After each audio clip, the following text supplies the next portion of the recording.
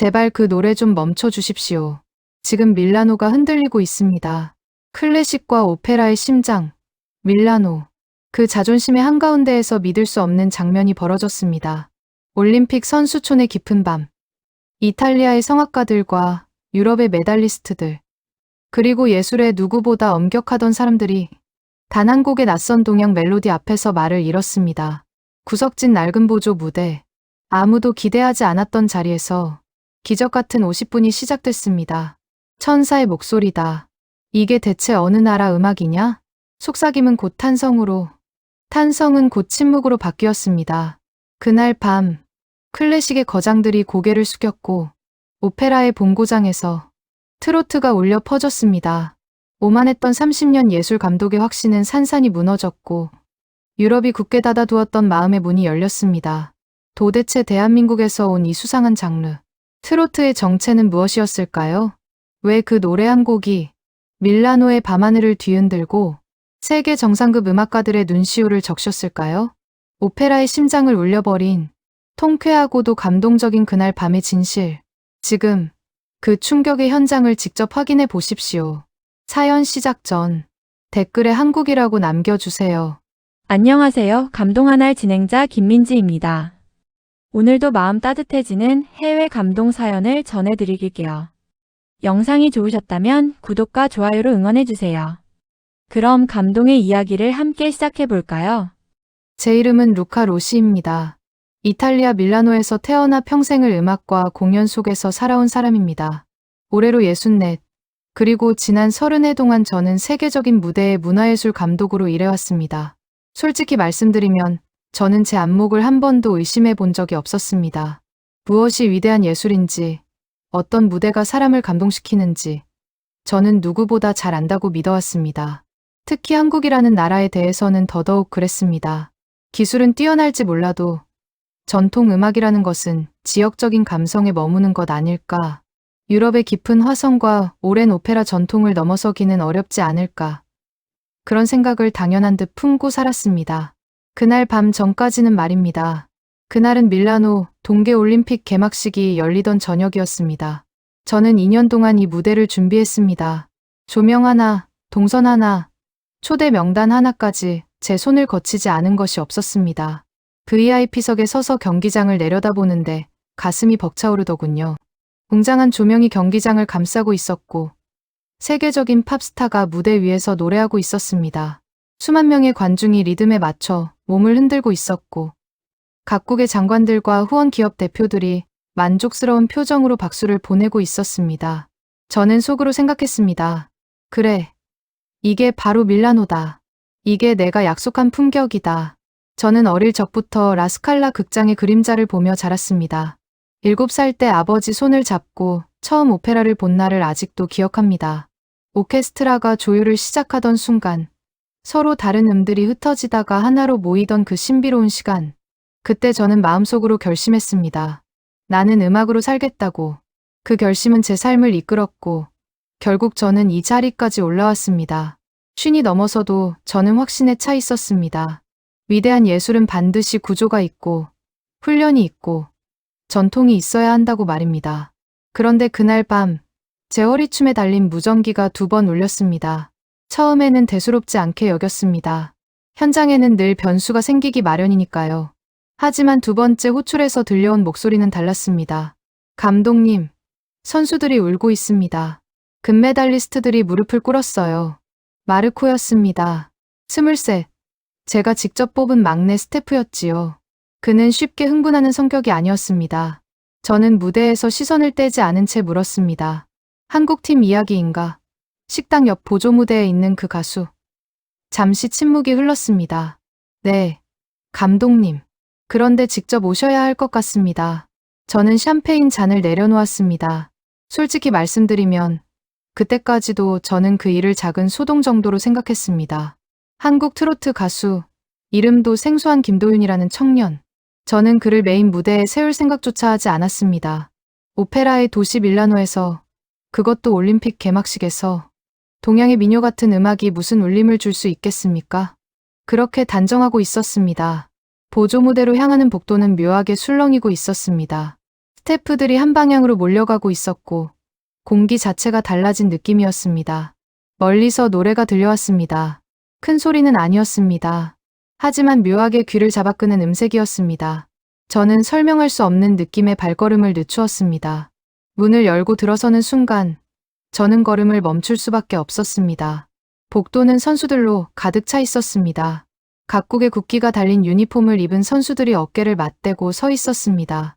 노르웨이의 레슬링 금메달리스트가 눈물을 흘리고 있었습니다. 남미 출신 선수는 두 손을 가슴에 얹고 눈을 감고 있었습니다. 그리고 그 중심에 제가 빈칸을 채우는 순서라고 여겼던 무대 위에 김도윤이 서 있었습니다. 그의 목소리는 제가 알던 어떤 체계에도 들어맞지 않았습니다. 음이 꺾이는 순간 저는 처음에는 불안정하다고 느꼈습니다. 하지만 곧 깨달았습니다. 그것은 흔들림이 아니라 표현이었습니다. 부러지는 듯 이어지는 그 소리는 삶의 무게를 담아내는 방식이었습니다. 가사를 알아듣지 못해도 상관없었습니다. 감정이 곧장 가슴으로 들어왔습니다. 저는 그 자리에서 한 발짝도 움직일 수 없었습니다. 마치 제 안에 오래된 믿음이 하나씩 무너지는 소리를 듣는 기분이었습니다. 노래가 끝났을 때 몇 초간의 침묵이 흘렀습니다. 그리고 갑자기 터져나온 외침. 코리아. 수백 명의 선수들이 같은 단어를 외치고 있었습니다. 저는 무전기를 쥔 채 멍하니 서 있었습니다. 30년 동안 저는 늘 계산하며 무대를 바라봤습니다. 관객 반응, 동선, 카메라 앵글, 언론의 평가. 그런데 그 순간만큼은 아무 계산도 할 수 없었습니다. 계산이 무의미했으니까요. VIP석으로 돌아왔을 때 분위기는 이미 달라져 있었습니다. 사람들은 휴대전화로 영상을 확인하고 있었고 스태프들은 흥분된 목소리로 소셜미디어 상황을 전하고 있었습니다. 짧은 영상이 순식간에 퍼지고 있었습니다. 저는 직감했습니다. 이 일은 여기서 끝나지 않을 것이라는 것을. 그날 밤 저는 잠을 이루지 못했습니다. 머릿속에서 계속 김도윤의 목소리가 맴돌았습니다. 저는 제 자신에게 묻고 있었습니다. 왜 나는 그를 구석에 세웠는가? 왜 나는 트로트를, 한국의 음악을 단지 지역적인 장르로 치부했는가? 저는 스스로를 설득하려 했습니다. 그래도 메인 무대는 다르다고. 하지만 마음 깊은 곳에서는 이미 답을 알고 있었습니다. 제가 틀렸다는 것을요. 다음 날 아침, 저는 결정을 내려야 했습니다. 폐막식 메인 무대는 전 세계가 지켜보는 자리입니다. 그 무대에 누가 설 것인가? 그것은 단순한 편성이 아니라 메시지였습니다. 저는 한국팀의 숙소로 향했습니다. 문을 열어준 이는 박현수 실장이었습니다. 저는 그 앞에서 허리를 숙였습니다. 평생 쉽게 숙여본 적 없는 허리였습니다. 제가 잘못 판단했습니다. 폐막식 메인 무대에 서 주십시오. 그의 표정은 차분했습니다. 감정적인 말은 없었습니다. 대신 세 가지 조건을 제시했습니다. 음향은 한국팀이 전적으로 맡을 것. 공연 시간은 정확히 50분 보장할 것. 조명 연출도 그들이 책임질 것. 저는 잠시도 망설이지 않았습니다. 예전에 저라면 자존심이 상했을지도 모릅니다. 하지만 그때의 저는 달랐습니다. 저는 그들이 무엇을 할 수 있는지 이미 보았으니까요. 이제 폐막식이 다가오고 있습니다. 메인 스타디움은 8만 명의 관중으로 가득 찰 예정입니다. 전 세계 수십억 명이 지켜볼 것입니다. 저는 무대 뒤에서 음향 리허설을 지켜보며 생각하고 있습니다. 어쩌면 제 인생의 가장 큰 시험대는 지금부터일지도 모릅니다. 저는 여전히 이탈리아인이고 여전히 오페라를 사랑합니다. 하지만 이제는 한 가지를 인정합니다. 예술은 우리가 정해놓은 경계 안에만 머물지 않는다는 것을요. 그리고 여러분, 저는 지금도 묻고 있습니다. 그날 복도에서 울고 있던 금메달리스트들의 눈물은 무엇이었을까요? 단지 음악 때문이었을까요? 아니면 우리가 미처 알지 못했던 어떤 진심 때문이었을까요? 폐막식 무대가 열리면 그 답이 조금 더 선명해질지도 모릅니다. 저는 이제 그 순간을 기다리고 있습니다. 그리고 제 안에서 또 다른 무언가가 조용히 흔들리고 있다는 것도 숨길 수가 없군요. 그날 밤, 저는 복도에서 울고 있던 금메달리스트들을 직접 두 눈으로 보았습니다. 그리고 그 장면이 어디서부터 시작되었는지 이해하려면 시간을 사흘 전으로 되돌려야 합니다. 지금부터 드릴 이야기는 제가 가장 후회하는 선택에 대한 고백이기도 합니다. 개막식 날 밤, 식당 옆 보조 플랫폼에서 벌어진 일을 떠올리면 아직도 가슴이 묵직해집니다. 세계 최고의 선수들이 무릎을 꿇고 눈물을 흘리던 그 장면 말입니다. 그 일이 단순한 우연이 아니었다는 걸 저는 이제야 압니다. 그 시작은 올림픽 조직위원회 본부 4층 회의실이었습니다. 차갑게 식은 커피 냄새와 프린터 잉크 냄새가 뒤섞여 있던 그 방에서 저는 제 커리어 최악의 결정을 아무렇지 않게 내려버렸습니다. 제가 준비한 문화 공연 프로그램은 솔직히 말씀드리면 제 자부심 그 자체였습니다. 24개월 동안 단 하루도 허투루 쓰지 않았습니다. 이탈리아 최고의 오페라 합창단을 섭외했고 40년 경력의 지휘자가 이끄는 112명의 단원들이 참여하기로 되어 있었습니다. 실내악 오케스트라는 유럽 국빈 만찬에서 3차례나 연주한 팀이었고 독창자들 역시 빈과 바르셀로나, 프라하를 오가며 명성을 쌓아온 인물들이었습니다. 저는 그 모든 요소를 하나의 이야기로 엮어두었습니다. 아름다움은 밀라노에 있다. 문명에는 소리가 있고 그 소리는 유럽의 클래식이다. 그 누구도 대체할 수 없는 중심은 여기라는 확신이 제 안에 단단히 자리 잡고 있었습니다. 그런데 화요일 아침 6시 47분, 전화 한 통이 그 확신을 산산이 부수기 시작했습니다. 오페라 합창단 단원 56명이 단체로 불참을 통보했다는 소식이었습니다. 노조와의 계약 분쟁이 폭발한 것이었습니다. 개막식을 이틀 앞둔 시점이었습니다. 이메일은 전날 밤 도착했지만 아무도 확인하지 못했습니다. 저는 부엌 한가운데 서서 전화를 들고 멍하니 창밖을 바라보고 있었습니다. 밀라노의 아침은 평소처럼 고요하게 시작되고 있었고 그 평온함이 그날만큼은 저를 더욱 초조하게 만들었습니다. 그 뒤 6시간은 전쟁과도 같았습니다. 저는 30년 동안 쌓아온 인맥을 모조리 끌어냈습니다. 베를린, 런던, 취리히 어디든 전화를 걸었습니다. 베네치아의 바로크 오케스트라는 이동과 세팅에 72시간이 필요하다고 했고 리옹의 합창 앙상블은 이미 다른 일정이 잡혀 있었습니다. 회의실 테이블 위에는 통화 기록지와 수첩, 커피 자국이 뒤엉켜 있었고 직원들의 얼굴에는 피로와 불안이 동시에 떠올라 있었습니다. 저 역시 겉으로는 침착한 척했지만 속에서는 무너지고 있었습니다. 그때 팀에서 가장 어린 마르코가 조심스럽게 입을 열었습니다. 그는 테이블 한가운데 서류 봉투 하나를 내려놓았습니다. 대한민국 문화대표단이 보낸 공연 제안서였습니다. 6주 전 도착한 것이었고 그동안 다른 제안서들과 함께 분류되어 있던 것이었습니다. 안에는 트로트 가수 김도윤의 공연 제안이 들어 있었습니다. 솔직히 말씀드리겠습니다. 저는 그때 트로트라는 장르를 제대로 이해하려는 생각조차 하지 않았습니다. 몇 년 전 한국 대중문화를 다루는 브리핑에서 잠깐 본 영상이 전부였습니다. 음을 꺾는 창법, 감정을 직접적으로 토해내는 듯한 표현 방식이 저에게는 세련되지 못한 민요처럼 느껴졌습니다. 그 음악을 사랑하는 사람들에게는 의미가 있겠지만 세계의 무대의 중심이 될 수는 없다고 단정했습니다. 제 안에는 이미 정감 있지만 대단하지는 않다라는 라벨이 붙어 있었습니다. 저는 90초도 고민하지 않고 섭외를 승인했습니다. 그리고 단 하나의 조건을 달았습니다. 메인 무대는 안 됩니다. 보조 플랫폼으로 식당 근처로 배치하십시오. 그 말이 상대에게 어떻게 들릴지 단 한 번도 생각하지 않았습니다. 지금 생각해보면 그것은 배려가 아니라 무시였습니다. 그 보조 플랫폼은 솔직히 창고에 가까운 공간이었습니다. 오래된 스피커는 소리가 약간 뭉개졌고 형광등은 제가 메인 무대에 설치한 조명과는 비교도 되지 않았습니다. 바쁜 시간대에는 주방 카트 소리와 접시 부딪히는 소리가 배경음처럼 흘러들어왔습니다. 저는 그 공간을 2번 정도 둘러보고는 더 이상 신경 쓰지 않았습니다. 중요한 일이 일어날 곳이 아니라고 단정했기 때문입니다. 다음 날 한국 제작팀의 박현수 실장이 그 공간을 점검하러 왔습니다. 저는 우연히 복도에서 그 장면을 보게 되었습니다. 그는 아무 말 없이 줄자를 꺼내 무대 폭을 재고 관객석까지의 거리를 확인하고 스피커 표면에 손을 얹고 형광등을 한참 올려다보았습니다. 그리고 작은 수첩에 무언가를 적었습니다. 불평도 요구도 없었습니다. 마지막에 그는 조용히 고개를 한번 끄덕이고 나갔습니다. 그 모습을 보며 저는 속으로 생각했습니다. 상황을 이해했군. 자신들의 위치를 아는 팀이군. 주어진 조건에 감사하는구나 하고 말입니다. 저는 완전히 잘못 읽고 있었습니다. 그들의 침묵은 체념이 아니었습니다. 준비였습니다. 그들의 고개 끄덕임은 복종이 아니라 결심이었습니다. 저는 그 사실을 개막식 날 밤이 되어서야 깨달았습니다.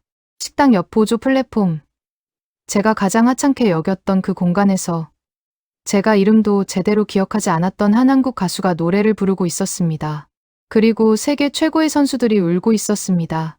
그 공간의 낡은 스피커와 형광등조차도 그 순간만큼은 아무 의미가 없었습니다. 저는 이제 압니다. 공연의 가치는 무대의 크기로 정해지지 않는다는 것을요. 그날 밤의 감동은 사실 사흘 전 회의실에서 제가 던진 그 한마디에서 시작되었습니다. 메인 무대는 안 됩니다. 보조 플랫폼으로요. 저는 그 말을 아무 생각 없이 던졌지만 누군가는 그 말을 조용히 받아들고 치열하게 준비하고 있었습니다. 그리고 그 준비가 어떤 결과를 만들어냈는지 저는 아직 다 말씀드리지 못했습니다. 그날 밤 이후 저는 또 다른 선택을 해야 했습니다. 제 30년 확신을 지킬 것인지 아니면 완전히 다른 길을 택할 것인지 말입니다. 그 결정이 어떤 파장을 불러왔는지는 조금 더 이야기를 이어가야 할 것 같습니다. 메인 경기장에서 보조 플랫폼까지는 걸어서 약 10분 거리입니다. 저는 지난 2년 동안 그 길을 수십 번도 더 오갔습니다. 기술 점검을 위해, 동선 확인을 위해, 물류 회의를 위해, 어느 코너에서 왼쪽으로 꺾어야 하는지, 어느 문은 직원 배지가 없으면 열리지 않는지, 어느 구간에서 메인 무대의 웅장한 소리가 사라지고 건물 자체의 숨소리만 들리는지 저는 다 알고 있었습니다. 환기 시스템의 낮은 진동, 냉장 설비의 묵직한 기계음, 오래된 콘크리트 벽을 타고 흐르는 전기 소리까지도 익숙했습니다.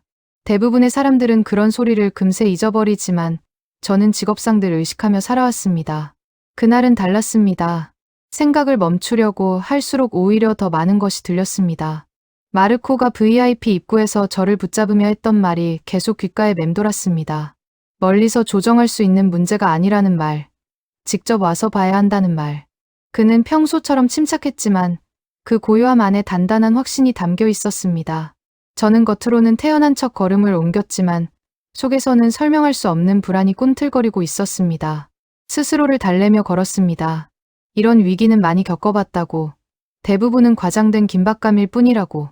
저는 국빈 연주회를 4시간 앞두고 주 독창자가 목소리를 잃은 일도 겪어봤고 국제 정상회담 공연 도중 조명 시스템이 통째로 꺼진 일도 경험했습니다.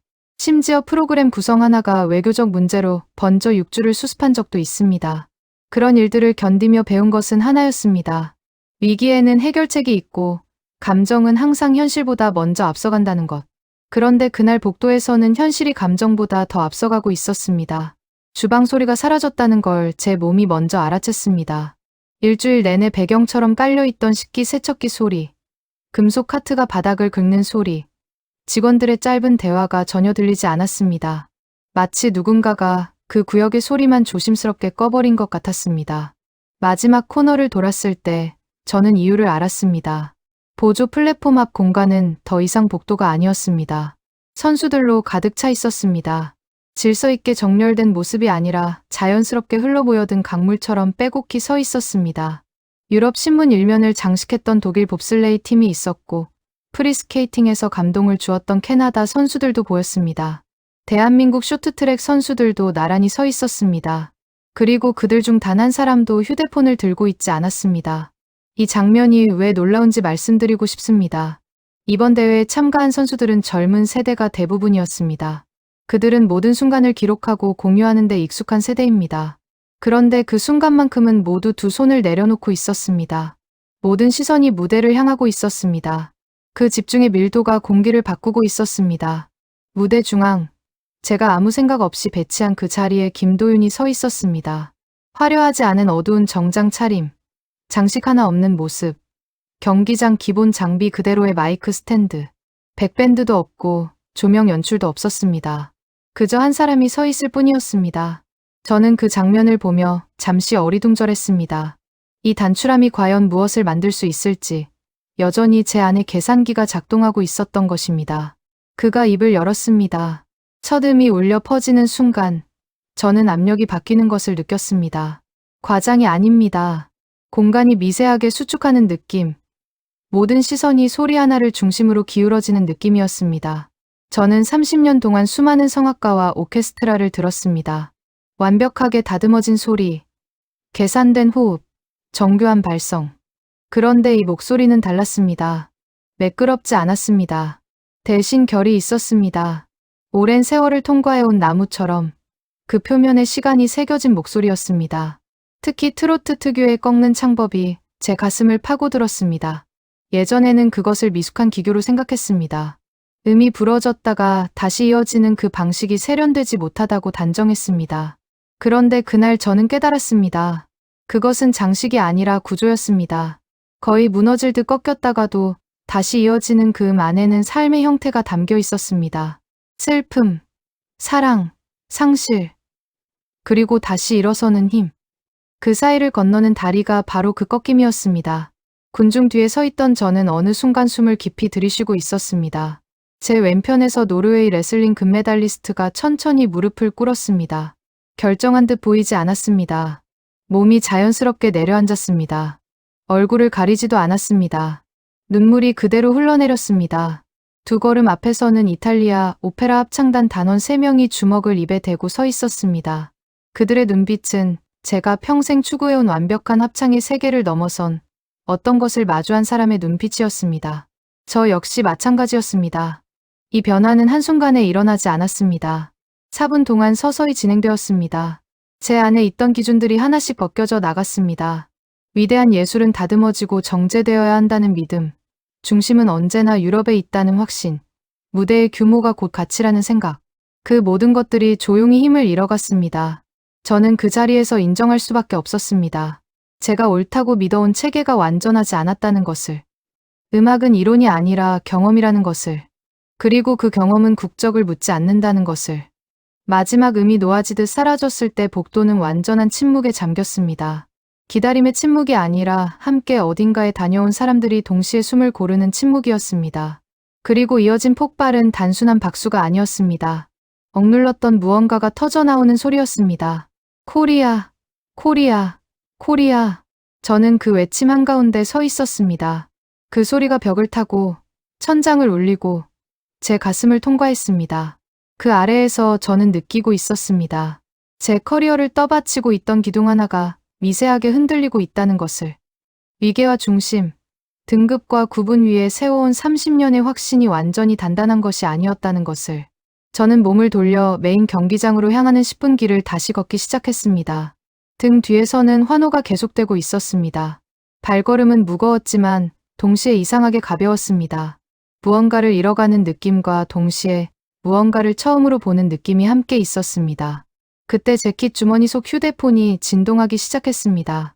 1시간 전 마르코에게 건네받은 이후 한 번도 확인하지 않았던 그 휴대폰이었습니다.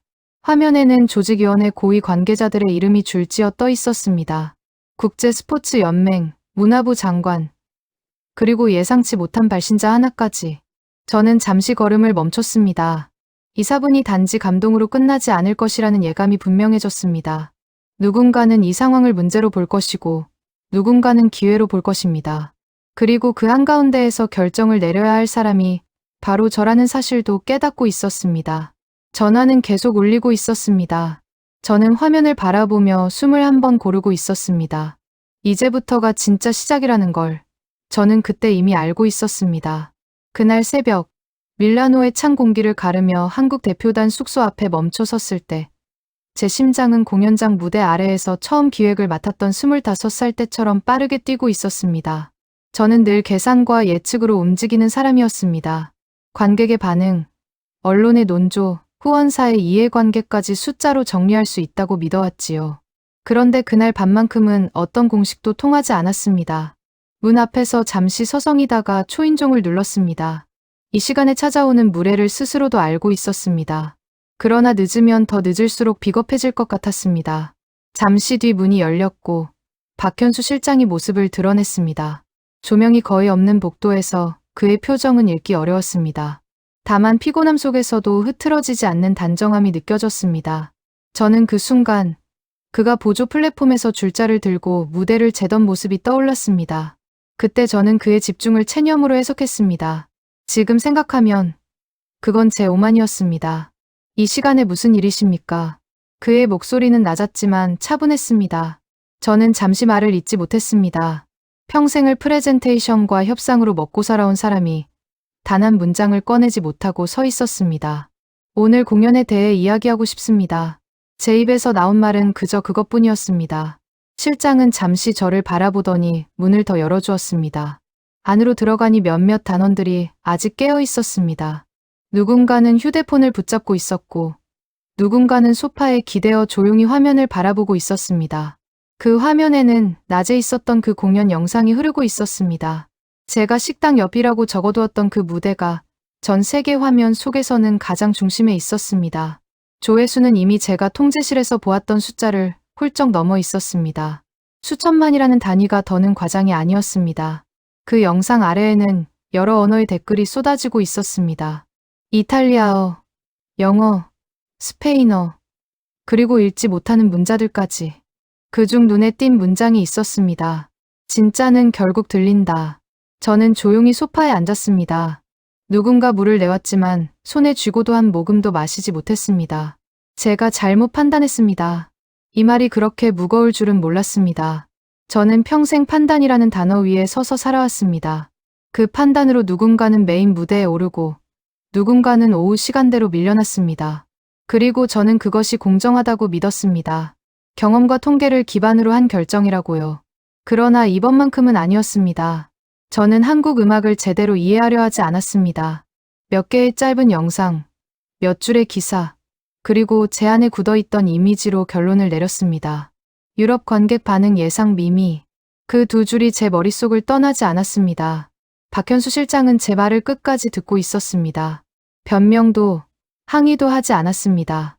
그 침묵이 오히려 더 크게 다가왔습니다. 왜 그렇게 판단하셨습니까? 그는 공격적으로 묻지 않았습니다. 단지 궁금하다는 듯 물었습니다. 그 질문에 저는 더 이상 도망칠 수 없었습니다. 제가 아는 세계 안에 한국 음악이 자리할 공간이 없다고 생각했습니다. 그건 사실이었습니다. 저는 세계적인 팝스타, 클래식 거장, 오페라와 발레를 다루며 30년을 보냈습니다. 그 세계 안에는 이미 정해진 중심이 있었고 그 바깥은 늘 변방이었습니다. 저는 그 질서를 당연하게 여겼습니다. 실장은 잠시 생각하더니 조용히 말했습니다. 우리는 중심이 되려고 온 게 아닙니다. 다만 우리가 가진 것을 그대로 보여주고 싶었습니다. 그 말은 의외로 담담했습니다. 누군가의 인정을 구걸하는 어조가 아니었습니다. 저는 그제야 깨달았습니다. 제가 배치했다고 믿었던 그들은 애초에 제 배치에 의해 규정될 사람들이 아니었다는 것을요. 한참을 그렇게 앉아 있다가 저는 제안 하나를 꺼냈습니다. 내일 오전에 긴급 기자 간담회를 열겠습니다.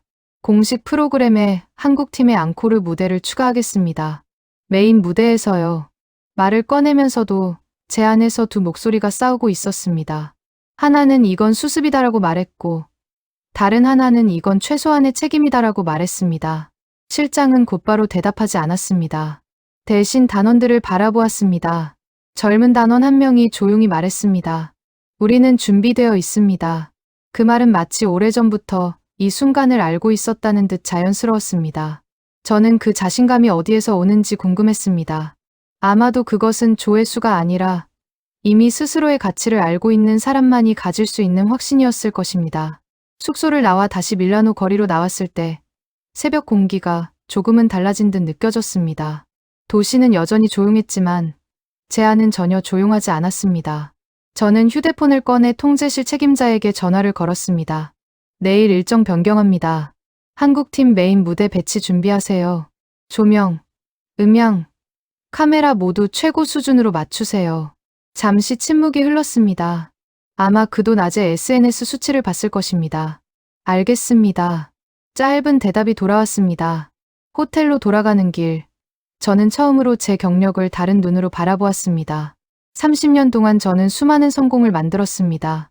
그러나 그 성공이 늘 옳았던 것은 아닐지도 모릅니다. 단지 제가 보고 싶은 것만을 골라보았기 때문에 유지될 수 있었던 구조였는지도 모릅니다. 그날 아침, 숫자는 진실을 말했습니다. 하지만 숫자가 말하기 전까지 저는 듣지 않았습니다. 이제 질문은 하나였습니다. 내일, 메인 무대 위에서 그들이 다시 노래할 때, 저는 무엇을 보게 될 것인가? 그리고 그 장면이 제 안에 오래된 틀을 얼마나 더 흔들어 놓을 것인가. 밀라노의 하늘이 조금씩 밝아오고 있었습니다. 저는 발걸음을 재촉했습니다. 아직 해야 할 일이 많았습니다. 그리고 어쩌면 내일의 무대는 단순한 앙코르가 아닐지도 모른다는 예감이 들었습니다. 한국 대표단 숙소 복도에 서 있던 그 새벽 공기를 저는 아직도 잊지 못합니다. 새벽 2시와 3시 사이에만 존재하는 그 특유의 고요함이 있지 않습니까? 사람이 사라져서 조용한 것이 아니라 벽 너머에서 누군가는 잠들어 있고 누군가는 뒤척이고 있을 그 온기가 고스란히 남아있는 고요한 말입니다. 저는 그 문 앞에서 필요 이상으로 오래 서 있었습니다. 걸어오는 동안 수없이 말을 고쳤습니다. 처음 떠올린 말은 늘 제가 써오던 방식의 말이었습니다. 상황을 인정하되 제 위치를 완전히 내려놓지는 않는 문장들이었지요. 책임을 지는 듯 보이지만 전체 구조는 흔들지 않는 30년 동안 몸에 밴 직업적 언어였습니다. 그런데 마지막 국도를 돌 무렵 저는 그 문장들이 모두 쓸모없다는 걸 깨달았습니다. 이번에는 관리가 아니라 인정이 필요하다는 걸 알았기 때문입니다. 저는 틀렸습니다. 단순히 예측이 빗나간 것이 아니었습니다. 저는 근거 없는 확신으로 결정을 내렸고 그 결정은 한 팀의 기회를 가로막았습니다. 그들이 가진 예술적 가치보다 제 안의 선입견을 더 신뢰했습니다. 유럽 관객은 이런 음악에 반응하지 않을 거라고 저는 아무렇지 않게 단정했습니다.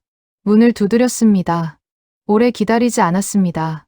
문은 마치 이미 깨어있던 사람처럼 조용히 열렸습니다.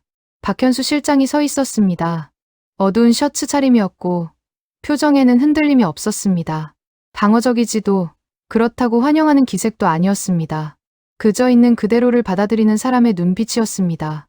그 순간 저는 제 이름과 제 경력을 모두 내려놓아야 한다는 걸 알았습니다. 저, 루카 로시. 유럽 문화 기획계에서 30년을 일해왔고 수많은 대형 무대를 만들어왔던 사람이 허리를 90도로 숙였습니다. 제가 틀렸습니다. 폐막식 메인 무대에 서 주십시오. 그 말이 복도에 울렸습니다. 저는 어떤 반응을 기대했는지도 모릅니다. 놀람, 안도, 혹은 승리의 미묘한 기색 같은 것 말입니다. 하지만 그의 표정은 바뀌지 않았습니다. 마치 오래전부터 당연히 올 일이 온 것처럼 제 말을 조용히 받아들였습니다. 그리고 한마디를 했습니다. 3가지 조건이 있습니다. 그 말은 요구처럼 들리지 않았습니다. 계산도, 복수도 아니었습니다. 이미 오래전부터 준비되어 있던 기준을 읽는 사람의 톤이었습니다. 저는 그 순간 이 대화가 오늘 새벽에 갑자기 만들어진 것이 아니라는 걸 느꼈습니다. 첫 번째는 음향 시스템 점검을 한국팀이 맡는 것이었습니다. 자문이 아니라 완전한 운영권이었습니다. 세팅부터 마지막 음이 사라질 때까지 전 과정을 그들이 책임진다는 조건이었습니다. 두 번째는 정확히 50분의 무대 시간이었습니다. 대략이 아닌 일정에 밀려 조금씩 줄어들 수도 있는 시간이 아닌 정확한 50분이었습니다. 세 번째는 조명과 무대 구성, 특수효과까지 전부 한국팀이 직접 설계하고 운영한다는 것이었습니다. 김도윤이 첫 발을 내딛는 순간부터 마지막 인사를 할 때까지 모든 분위기를 그들 스스로 만들겠다는 조건이었습니다. 그는 담담하게 말했지만 저는 그 안에 담긴 무게를 느꼈습니다. 그것은 자존심을 세우기 위한 조건이 아니었습니다. 공연을 지키기 위한 조건이었습니다. 다시는 보조 플랫폼 같은 실수가 끼어들지 못하게 하려는 울타리였습니다. 그리고 무엇보다 놀라웠던 것은 그가 저를 벌하려 하지 않았다는 점이었습니다. 저는 어느 정도의 날선 감정이 돌아올 거라 생각했습니다. 그럴 자격이 저에게는 충분히 있었으니까요. 그러나 그는 과거를 무기로 꺼내지 않았습니다. 오직 앞으로 일어날 무대를 이야기했습니다. 그 순간 저는 깨달았습니다. 그는 제 자존심을 건드리려는 사람이 아니라 자신의 예술을 지키려는 사람이었습니다. 저는 망설이지 않고 대답했습니다. 3가지 모두 받아들이겠습니다. 그 말을 하면서 저는 솔직히 조금은 아플 줄 알았습니다. 30년 동안 쌓아온 제 권위가 내려앉는 느낌이 들 거라 생각했습니다. 그러나 이상하게도 그런 감정은 오지 않았습니다. 대신 전혀 다른 감각이 찾아왔습니다. 무거운 문이 열리는 느낌이었습니다. 저는 오랫동안 제 경험과 확신으로 만든 방 안에 살고 있었습니다. 그 방은 안전했고 정돈되어 있었고 제가 이해할 수 있는 세계였습니다. 그런데 그 방에는 창문이 거의 없었습니다. 그날 새벽 처음으로 창문 하나가 열린 느낌이었습니다. 대화는 짧게 끝났습니다. 박현수 실장은 고개를 한번 끄덕였고 저는 복도에 혼자 남았습니다. 문이 닫힌 뒤에도 저는 한동안 그 자리에 서 있었습니다. 그리고 숙소를 나와 밀라노의 새벽거리로 걸어 나왔습니다. 하늘은 깊은 남색이었습니다. 아직 빛이 결심하기 전의 시간, 도시가 숨을 고르고 있는 듯한 고요한 순간이었습니다. 폐막식까지 이틀. 그 이틀이 제 인생에서 이렇게 길게 느껴진 적은 없었습니다.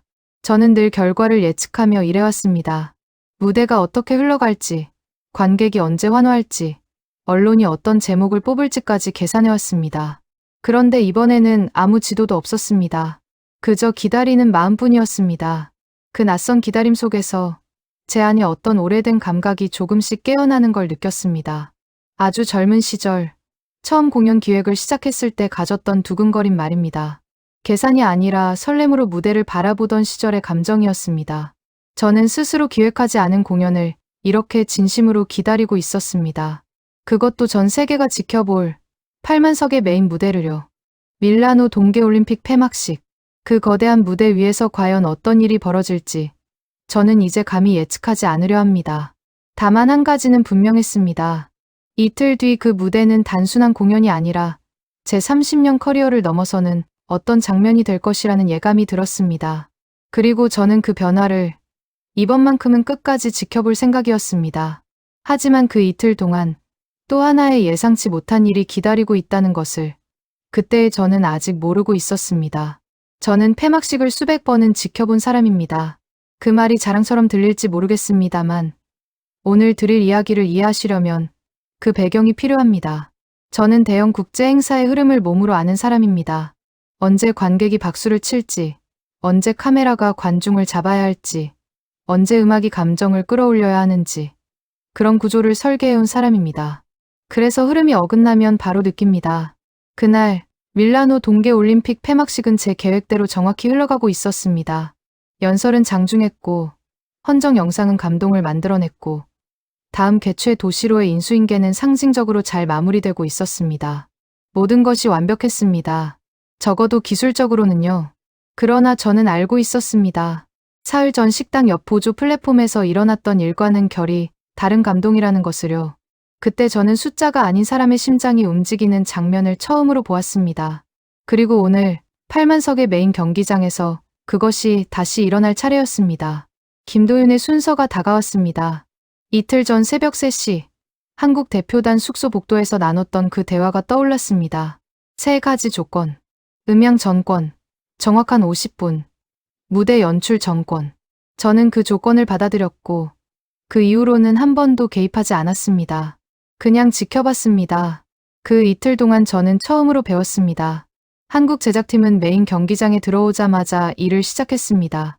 누구에게 보여주기 위한 움직임이 아니었습니다. 그저 자신들이 해야 할 일을 정확히 알고 있는 사람들의 집중이었습니다. 음향 감독은 40대 초반의 한국 여성이었는데 경기장 구석구석을 걸어다니며 멈춰 서서 눈을 감고 소리를 들었습니다. 장비의 수치를 확인하는 것이 아니라 이 건물이 어떻게 숨 쉬는지 듣고 있었습니다. 저는 그 모습을 보며 깨달았습니다. 제가 그들에게 배정했던 보조 플랫폼이 무엇이었는지.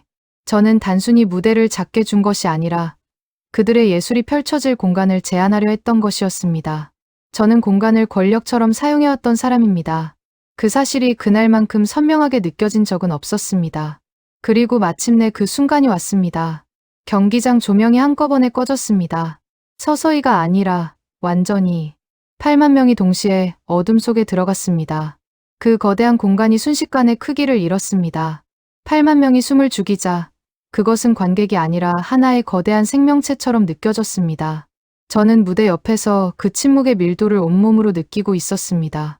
3초, 4초, 5초. 그 누구도 다음을 예측하지 못하는 시간. 그때 단 하나의 빛이 내려왔습니다. 거대한 무대 한가운데 지름 2m 남짓한 원형 조명. 그 외에는 아무것도 보이지 않았습니다. 세트도, 장치도, 화려한 영상도 없었습니다. 오직 빛 하나, 김도윤이 그 안으로 걸어 들어왔습니다. 그의 발걸음은 변하지 않았습니다. 조명이 닿는 순간에도, 관객의 시선이 쏟아지는 그 순간에도 그는 서두르지 않았습니다. 준비된 사람의 걸음이었습니다. 그가 입은 한복 수트는 전통과 현대가 충돌이 아니라 대화처럼 어우러진 옷이었습니다. 나는 여기서 왔고 지금 여기 서 있다는 말을 소리 없이 하고 있었습니다. 그리고 그는 깊이 인사했습니다. 형식적인 인사가 아니었습니다. 사람과 사람 사이의 관계를 먼저 세우는 인사였습니다. 그가 허리를 펴는 순간 소리가 시작되었습니다. 그 50분을 저는 어떻게 설명해야 할지 아직도 고민합니다. 저는 평생 음악과 관객의 만남을 설계해온 사람입니다. 감동이 만들어지는 구조를 알고 있다고 믿었습니다.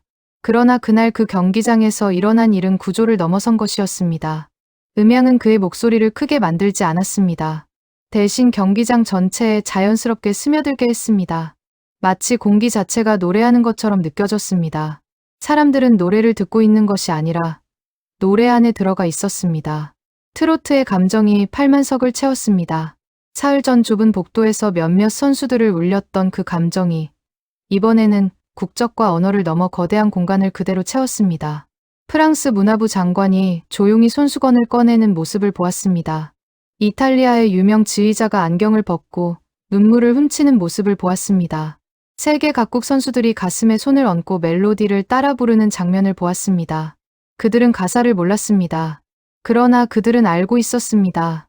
인간이 진실을 담아 부르는 소리는 통역이 필요 없다는 것을 저는 그날 처음으로 완전히 이해했습니다. 마지막 음이 길게 울려 퍼졌습니다. 그리고 그것은 끊긴 것이 아니라 놓여졌습니다.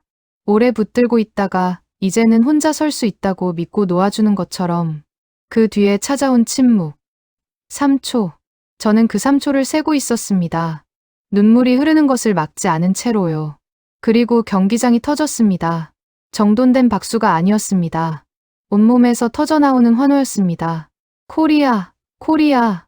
그 외침이 경기장을 가득 채웠습니다. 저는 무대 옆에서 그 소리를 들으며 제 안에 어떤 것이 완전히 무너지는 것을 느꼈습니다. 보조 무대, 줄자, 수첩, 유럽 관객 반응 예상 미미. 그 두 줄이 제 머릿속에서 조용히 사라지고 있었습니다. 공연이 끝난 뒤 저는 무대 뒤로 걸어갔습니다. 김도윤과 박현수 실장이 조용히 서 있었습니다.